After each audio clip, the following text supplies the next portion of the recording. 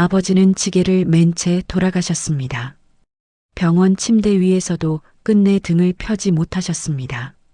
지게 끈이 파고들던 그 어깨는 마지막 순간까지 굽은 채였습니다. 1974년 겨울 미아리 산동네 그 가파른 계단길엔 늘 지게꾼 아버지가 서 계셨습니다. 저는 그때 아버지 옷깃과 지게 끝에 묻어있던 하얀 가루가 싫었습니다. 먼지 날린다며 가까이 오지 말라고 괜히 짜증을 냈습니다. 그런데 50년이 지난 어느 날 아버지 유품 속에서 낡은 천 조각 하나를 발견했습니다. 피와 고름이 말라붙은 그 천 위에 아직도 하얗게 남아있던 가루. 그제야 알았습니다. 그것은 먼지가 아니라 지게 끈이 파고든 어깨 상처 위에 아버지가 매일 뿌리던 진통제 가루였다는 것을요. 왜 아버지는 그 고통을 숨긴 채 지게를 내려놓지 않으셨을까요? 오늘 제가 평생 몰랐던 그 이유를 말씀드리겠습니다. 1974년 겨울이었습니다. 아버지는 미아리 산동네에서 지게꾼 일을 하셨습니다. 새벽같이 나가서 밤늦게 들어오시는 아버지의 하루였죠. 그런데 아버지가 집에 돌아올 때마다 이상한 일이 있었습니다. 옷이며 머리며 온통 하얀 가루가 묻어 있었던 겁니다. 그 가루는 아버지 어깨에도 지게 등받이에도 심지어 머리카락 사이사이에도 뿌옇게 앉아 있었습니다. 사춘기였던 저는 그 가루가 너무 지저분하게 느껴졌습니다. 친구들이 놀러 올 때마다 아버지가 들어오실까봐 전전긍긍했죠. 아버지가 제게 다가오시면 저는 소리쳤습니다. 먼지 난다고 가까이 오지 말라고요. 아버지는 아무 말씀 없이 현관에서 옷을 털고 또 털으셨습니다. 하지만 그 하얀 가루는 아무리 털어도 계속 날렸습니다. 밤마다 아버지가 옷을 터는 소리가 들렸고 그때마다 저는 이불을 뒤집어 쓰고 코를 막았습니다. 가난의 냄새 같았거든요. 지저분한 가난이 우리 집을 뒤덮는 것 같았습니다. 저는 그게 싫었습니다.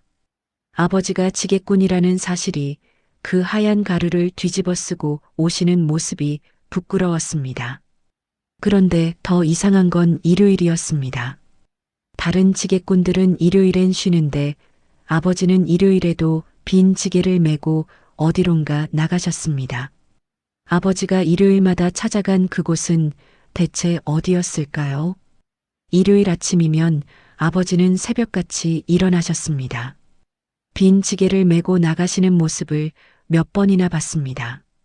공사판도 쉬고 시장 짐꾼도 쉬는 날인데 아버지만 나가셨죠. 이상한 건 지게가 비어 있다는 겁니다. 짐도 없는데 왜 지게를 메고 가시는 걸까요?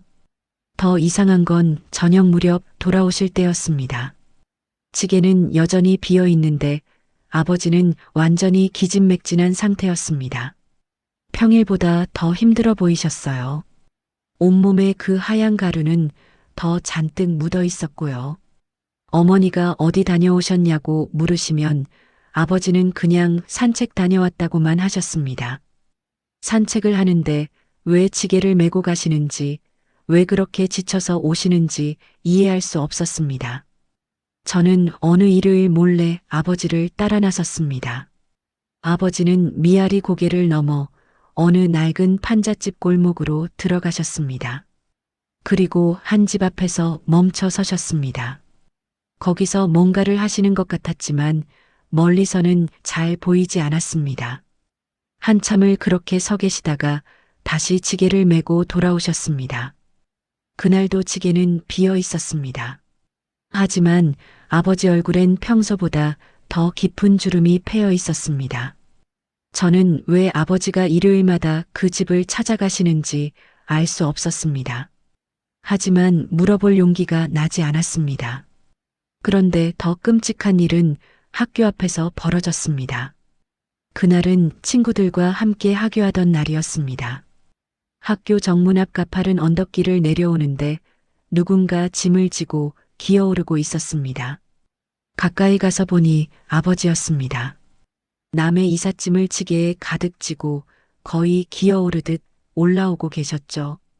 등은 활처럼 휘어 있었고 온몸엔 땀과 그 하얀 가루가 범벅이 되어 있었습니다. 아버지가 저를 보셨습니다. 반가움이 얼굴에 번졌습니다. 영자야 하고 부르려는 순간이었습니다. 저는 고개를 돌렸습니다. 친구들이 볼까봐 무서웠던 겁니다. 모르는 척하고 친구들과 빨리 걸어 내려갔습니다. 친구 하나가 물었습니다. 저 아저씨 너 아는 사람이냐고요? 저는 고개를 저었습니다. 모르는 사람이라고 했습니다. 뒤돌아보니 아버지는 그 자리에 멈춰 서 계셨습니다. 부르려던 입을 다물고 그냥 서 계셨습니다. 그날 밤 아버지는 평소보다 더 늦게 들어오셨습니다. 저와 눈도 마주치지 않으셨습니다. 밥도 거의 드시지 않으셨습니다. 저는 미안했지만 말을 걸 수 없었습니다. 수치심이 미안함보다 컸으니까요. 그날 이후 아버지는 학교 근처에는 일을 하러 오지 않으셨습니다. 저는 그게 다행이라고 생각했습니다. 하지만 더 큰 창피는 학교 안에서 벌어졌습니다. 육성 회비를 못 낸 지 석 달째였습니다. 담임 선생님은 회비를 내지 않으면 교실에 들어오지 말라고 하셨습니다. 저는 복도에 서 있었습니다. 그때 교무실에서 소란이 들렸습니다. 아버지가 지게에 뭔가를 지고 학교에 오신 겁니다. 달려가 보니 아버지는 밀가루 한 포대를 사무실 앞에 내려놓고 계셨습니다. 회비 대신 이걸로 받아달라고 하셨습니다. 선생님들이 난처한 표정을 지으셨습니다. 돈으로 내야지 밀가루는 곤란하다고 하셨죠. 아버지는 고개를 깊이 숙이며 사정하셨습니다. 그 포대에는 땀 자국이 배어 있었고 예의 그 하얀 가루가 묻어 있었습니다. 저는 그 자리에서 도망쳐 나왔습니다. 학교 뒷마당까지 달려가 주저앉았습니다. 왜 돈을 가져와야지 저런 걸 가져오시는 걸까요? 왜 저를 이렇게 창피하게 만드시는 걸까요? 집에 돌아와서 저는 아버지께 소리쳤습니다. 다시는 학교에 오지 말라고, 차라리 학교를 그만두겠다고요.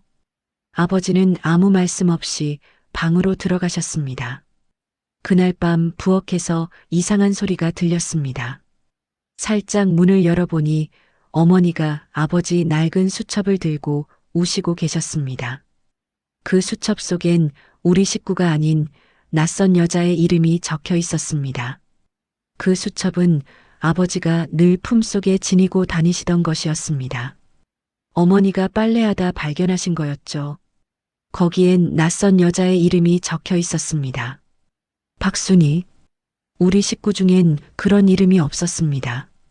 그 옆에는 날짜와 금액이 빼곡히 적혀 있었습니다. 매달 보낸 돈의 기록이었습니다. 어머니는 떨리는 손으로 그 장부를 넘기셨습니다. 3년 전부터 시작된 기록이었습니다. 저는 그 이름이 원수처럼 느껴졌습니다. 아버지가 우리를 굶기면서 딴살림을 차리신 거라고 생각했습니다. 그래서 회비도 못 내고 밀가루 포대를 지고 오셨던 거라고요. 어머니도 같은 생각이었던 것 같습니다. 그날 밤 부엌에서 어머니 우시는 소리가 새어나왔습니다. 저는 아버지가 미웠습니다.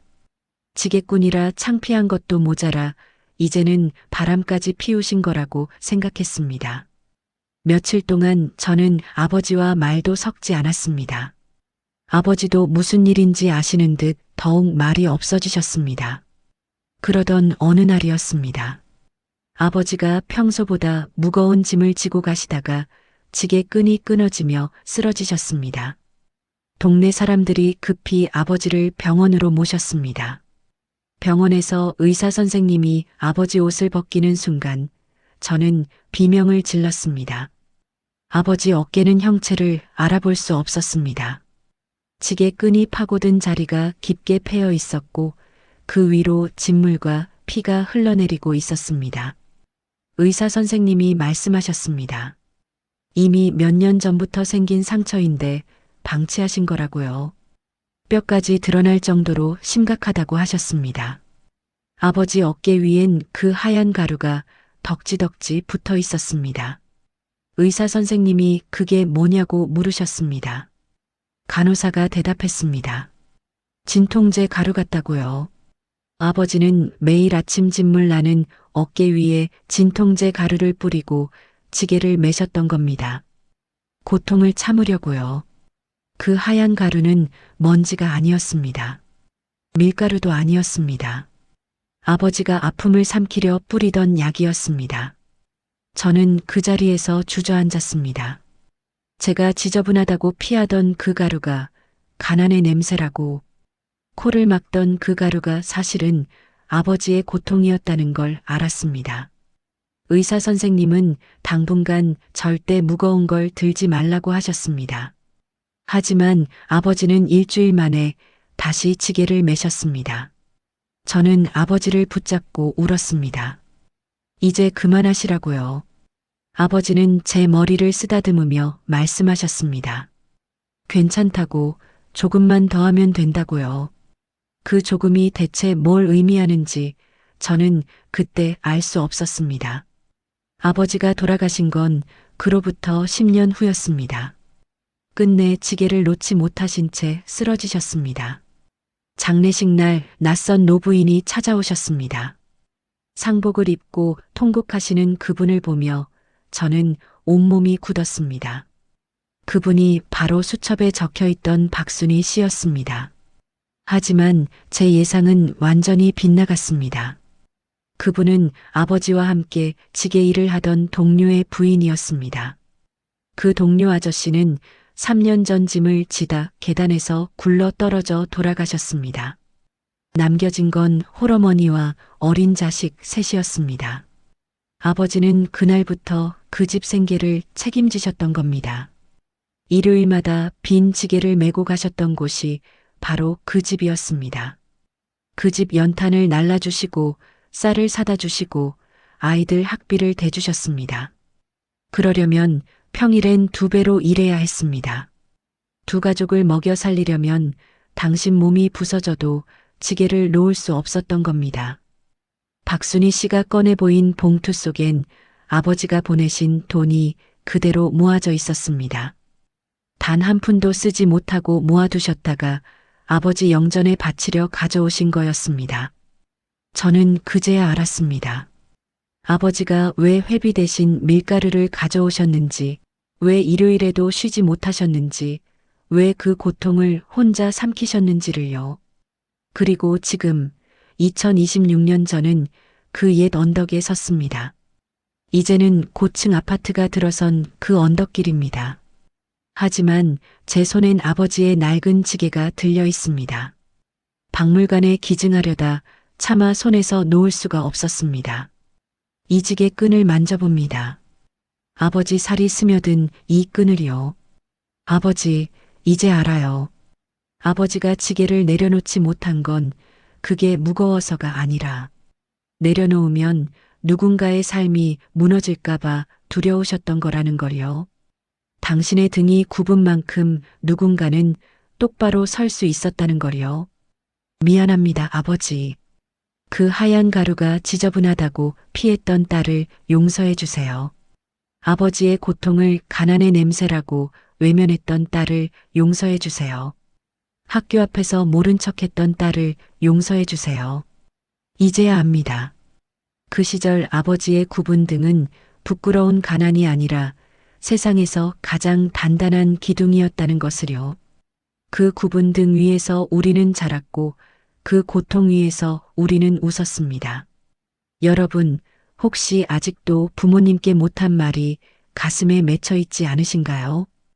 혹시 그때 그 굽은 등을 외면했던 기억이 아직도 아프게 남아있지 않으신가요? 너무 늦기 전에 말씀드리세요. 아버지 그때 참 고생 많으셨다고, 아버지 덕분에 제가 컸다고, 사랑한다고요. 그 한마디가 어쩌면 돌아가실 때까지 부모님이 가장 듣고 싶어 하시는 말일지도 모릅니다.